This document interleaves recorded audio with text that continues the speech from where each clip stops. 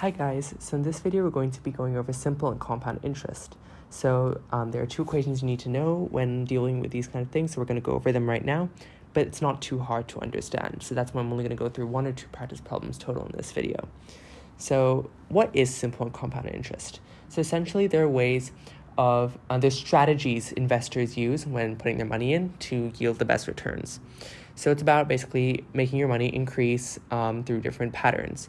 So in simple interest, if you start off with $100 and use 10% interest rate per year, the next year you would have 100 plus 10% of 100, which is 110. The next year you'd have 110 plus 10% of the original 100, so you'd have 120.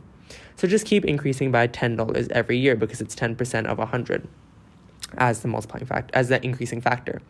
Now, if you look at compound interest, a slightly different approach is taken. So if you have that same 100 initially, while the interest rate might be 10% still, while in the first year you'll have $110 because 10% of 100 is 110 when added on to the original 100. The next year, it will be 10% of 110 that gets added on. So it'll be 110 plus 11 this time, which gives you 121. So in this way, you're getting slightly more money as you go across the years. It's on an exponential basis with compound interest, whereas it's linearized in simple interest. Let's look at the formula for each. So simple interest, the formula is A, if that's your final amount, then the principal amount or the beginning amount is 1 plus P times 1 plus RT.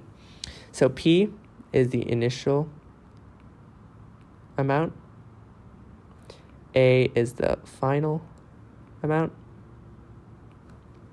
and then R is interest rate as a decimal. So if it was 3.5, it would be 0.035. And then T is time in years. That's a decimal. All right. So now let's look at the formula for compound interest. So it's A is equal to P times 1 plus R over N to the power of NT.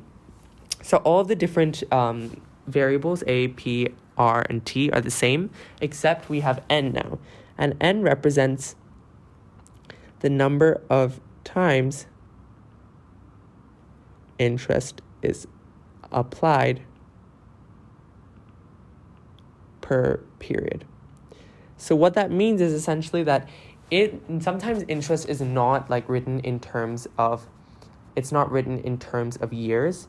It might be 3.5% monthly. In that case, N would come into account, but we're not going to usually be dealing with that. So we're going to usually assume it's just 1 and you just stick with the interest rate in years. So let's move to our examples. So first example, Brennan invests $450 for 5 years at a rate of 3.5% per year simple interest. Show that the total value of this investment after 5 years is 528.75. So here we're just going to use our equation and substitute values in. So A is what we're trying to find, which we know is 528.75. We have to prove that. Then P, our principal value that we start off with, is equal to 450. R is equal to, so 3.5 over 100 is the way you convert to a decimal, which is 0.035. And T is equal to 5 years.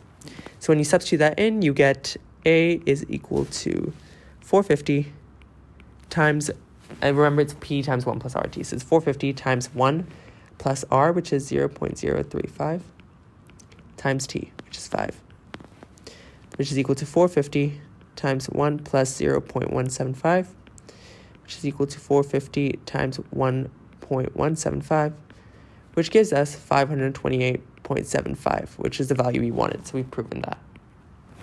Let's move on to our second example, which is to do with compound interest. So Kieran invests $450 for 5 years at a rate of X% compound interest. The value of Kieran's investment after 5 years is $530.6. Find the value of X. So this time, let's write down all our values. So our final amount is equal to 530.6. Our principal amount is equal to 450. Our interest rate is equal to X over 100. That's the decimal value of our interest rate, but we don't know what X is. And then T is equal to 5. So let's just substitute that into our compound interest equation, which is A is equal to P times 1 plus R to the power of T. Remember, assuming that N is 1 here, because it is, since it's only talking about years, doesn't show any other indication. So when we substitute values, and we get 530.6 is equal to 450 times 1 plus x over 100 to the power of 5. Divide both sides by 450. We get 530.6 over 450 is equal to 1 plus x over 100 to the power of 5. I do want to make it clear here, though. You could use a calculator and graph it to get the answer, or use NSolve. I'm just doing it algebraically because I find it easier to do it that way. So if we fifth root everything, we get the fifth root of 530.6 over 450 is equal to 1 plus x over 100, which means that x over 100 is equal to the fifth root of 530.6 over 450 minus 1.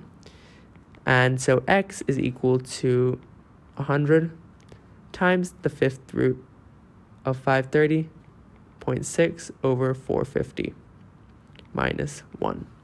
So let's just put it into our calculator to figure out what x is. So it's 100 times, and then just the fifth root. So I'm just going to start off by finding the fifth root of 530.6 over 450. So the fifth root of 530.6 over 450 is 1.0335, etc. Then you subtract 1, you get 0.0335, and then you multiply by 100. So our answer, if we round it to 3 significant figures, is 3.35%. So we're going to write that 3.35. That's the value of x. And that's all the problem solved. So thank you for watching. I hope this video helped you just understand financial mathematics. It's not a very hard concept. Just practice it once or twice, and you'll be ready for your IGCSE exam in this respect, at least. Thanks for watching.